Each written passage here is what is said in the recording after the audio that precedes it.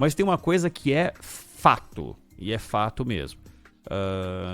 Aquilo que os números têm apresentado nas pesquisas tem mostrado uma estabilidade. É inegável que para alguns institutos a coisa não mudou praticamente nada, para alguns teve algumas mudanças, mas uma coisa é para se pensar, e eu queria jogar isso aqui para você.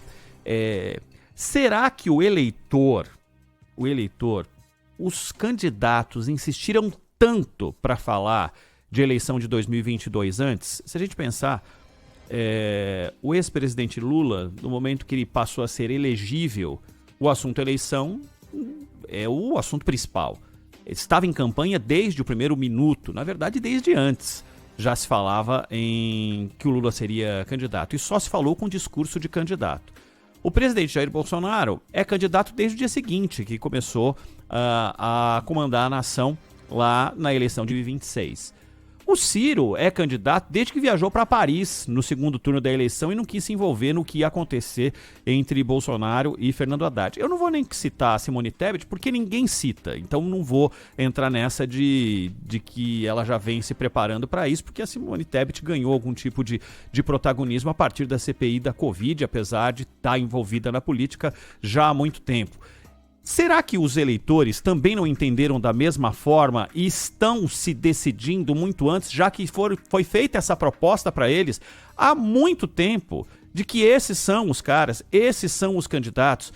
Será que não fizeram com que o eleitor se tomasse algum tipo de decisão? Claro que tem coisas sazonais que podem mudar o curso, alterar de alguma forma o curso dessa história que tem sido contada, mas não foi feita uma proposta para o eleitor lá atrás e o eleitor pode ter aceitado, Zaidan? Eu concordo com você, viu, Ronald? E muitas vezes falam em polarização, inclusive quando cunharam esse negócio de terceira via, né? E a gente sempre lembra, o normal num primeiro turno de eleição é que você tenha 5 vias, 7 vias, 15 vias. Tá tudo certo. E no segundo turno você terá 2 opções, quando há segundo turno. Geralmente há. Mas eu não vejo nenhum problema, essa história de polarização, acho que é natural, é normal. É normal, as circunstâncias levam a isso. O momento da história leva a isso, a você ter 2 candidaturas bem definidas, né, com uma base popular estabelecida, uma base incondicional estabelecida, e aí a briga é por aqueles que decidem a eleição, que é o eleitor que não vota incondicionalmente em ninguém. Depende do momento, do que ele está pensando, do que ele está achando, de como está o bolso.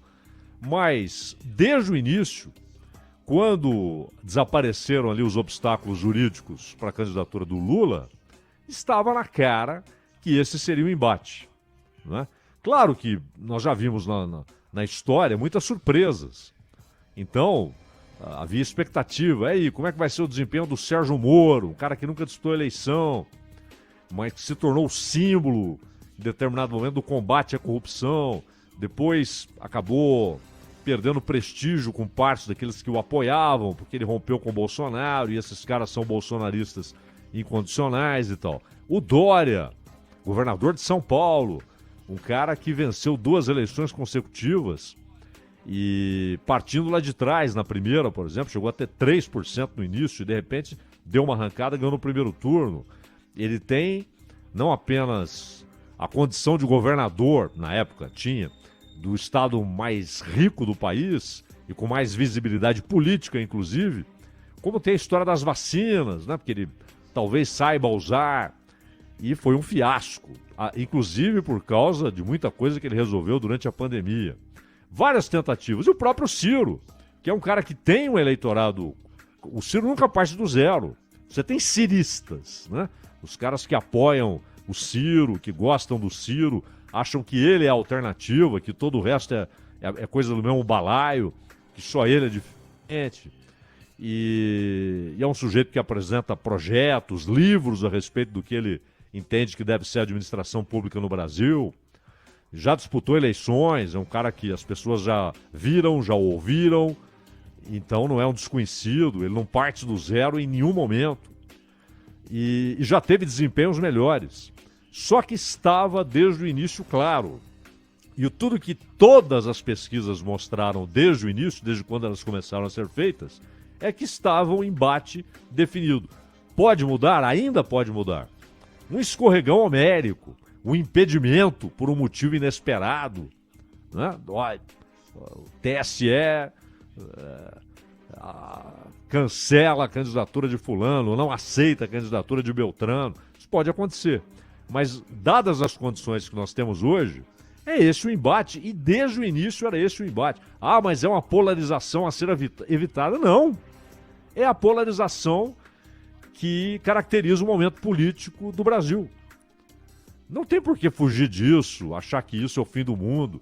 E já aconteceu em outros lugares. Nos Estados Unidos, nós tivemos um pontapé inicial para a campanha de 2020 muito antes do normal.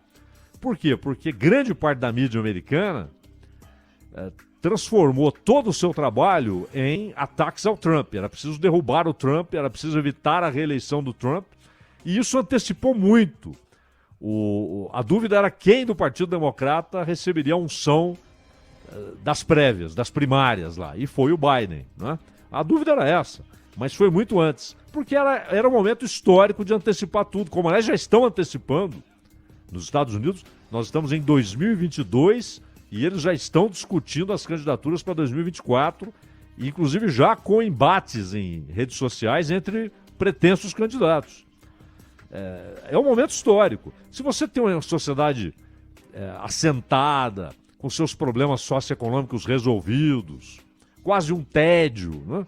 A Noruega, a Suécia, a Dinamarca, que passou a ter problemas agora. Hoje, por exemplo, a questão da imigração gera debates violentíssimos na Dinamarca e tal. Mas é uma sociedade assentada, com os grandes problemas socioeconômicos resolvidos.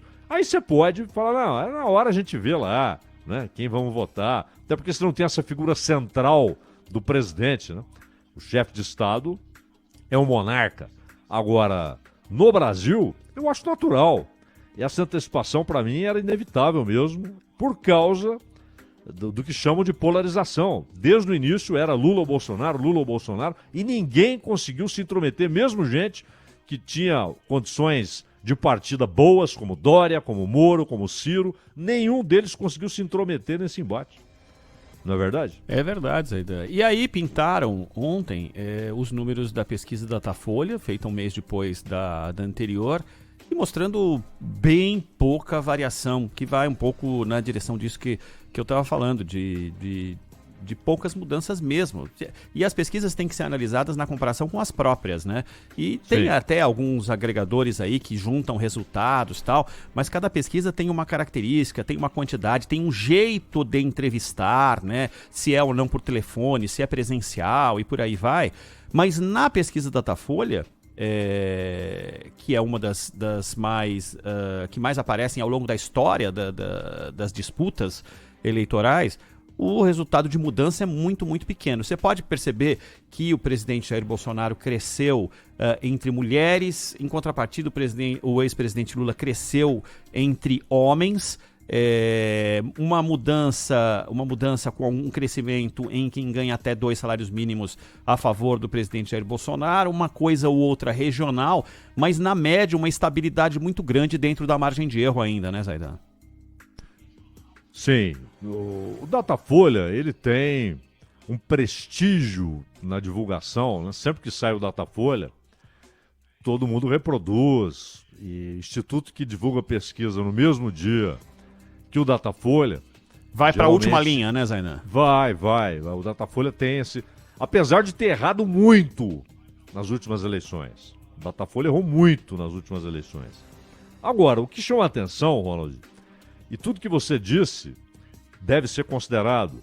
Perguntas diferentes, metodologia diferentes, a metodologia diferente uma da outra. O fato de que muitas vezes não sabemos quais cidades receberam a pesquisa, receberam os pesquisadores. Então você tem cidades que são redutos eleitorais desse ou daquele partido. Por exemplo, eu estava vendo em 2018, em 3 cidades do Maranhão, o Bolsonaro ganhou. Uma delas, inclusive, é uma cidade importante, que é Imperatriz, né? E nas outras todas o Haddad ganhou. Lá no Maranhão. O Haddad, a única região em que ele ganhou foi o Nordeste. Então você tem redutos, cidades com características diferentes, formações. É como você pega a Bolívia, né? Se você pegar o eleitorado da região de El Alto, inclusive La Paz, e comparar com as manifestações do eleitorado de Santa Cruz de la Sierra, não tem nenhum ponto de partida em comum. São expectativas diferentes, economias diferentes, populações com formações históricas diferentes e que se manifestam politicamente de maneira distinta em relação à outra.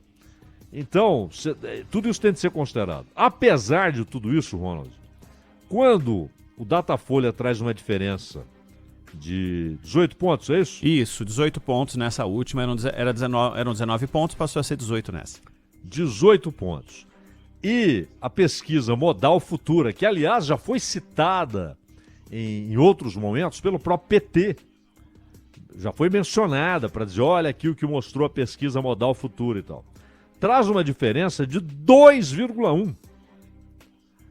Então, mesmo considerando, não vamos abstrair não, as diferenças, mesmo considerando todas as diferenças de metodologia, etc., alguém está errando feio. Porque 18 para 2,1, 18 a 12, vá lá. Um dá 18 de diferença, o outro dá 12. Como há casos aí em que a diferença é de 12, há casos em que é de 9. Mas 18 para 2,1 pontos percentuais de diferença é um negócio gigantesco. Cada uma está dizendo uma coisa. Uma está dizendo que eles estão empatados. Eles estão empatados. Você pega a margem de erro, há um empate. Inclusive no segundo turno, a diferença é pequena. 46,2 para 41,6. A diferença é pequena. Era uma diferença de 7,3 no mesmo instituto, na pesquisa do mesmo instituto, e agora de 4,6. A diferença de junho para julho. Mesmo no segundo turno. Isso é o que está dizendo a pesquisa Modal Futura. É um empate técnico. O Datafolha está dizendo o seguinte, a diferença é gigantesca e a eleição pode ser definida no primeiro turno. Dependendo, claro, de abstenções, votos em ninguém, votos anulados, votos em branco, etc. Você pode ter a definição no primeiro turno. E a diferença é gigantesca. E tem um dado, ainda só para acrescentar, é que na pesquisa Datafolha, mostrando que mais de 70% já teriam o voto completamente definido. Ah, mas isso entra no que você falou. Porque é um troço, é uma discussão que começou há tanto tempo, não é? Que dificilmente alguém hoje fala assim, não sei, não é? Tem que ser algo cabeludo para mudar a opinião, né, Zaidan? Claro, a maioria já definiu. A maioria falou, é isso aqui, não é? Não tenho dúvidas. Porque exatamente o que você falou, Ronald.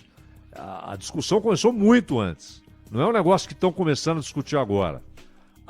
Mas essa diferença de um instituto para o outro, alguém está muito errado. E eu não sei quem. Eu não posso afirmar que o errado é o Modal Futura que não tem o prestígio do Datafolha. Não sei. Pode ser que ele esteja errado, o Datafolha é certíssimo. Pode ser que o Datafolha esteja muito errado e o Modal Futura esteja certo. Ou pode ser aquela outra pesquisa, IPESP, que dá uma diferença, acho que de 7 pontos, 9 pontos, não me lembro agora. São muitas pesquisas. Mas é um negócio nessa ordem aí, não é? Maior do que a diferença do Modal Futura e menor do que o Datafolha. Alguém está muito errado. Porque são dois extremos. Empate técnico para 18 pontos de diferença. Não é a metodologia. Alguma coisa está muito errada. Alguém errou feio. E a gente só vai saber, na verdade, claro, 2 de outubro, né? Só na noite do dia 2 de outubro não tem como saber, antes. O máximo que você vai fazer é no teu círculo aí, e aí você tem voto de verdade, né? De gente que você conhece e sabe o que vai fazer. Fora isso, só na noite do dia 2, noite do dia 2, claro, você ouvindo aqui a programação especial da Rádio Bandeirantes.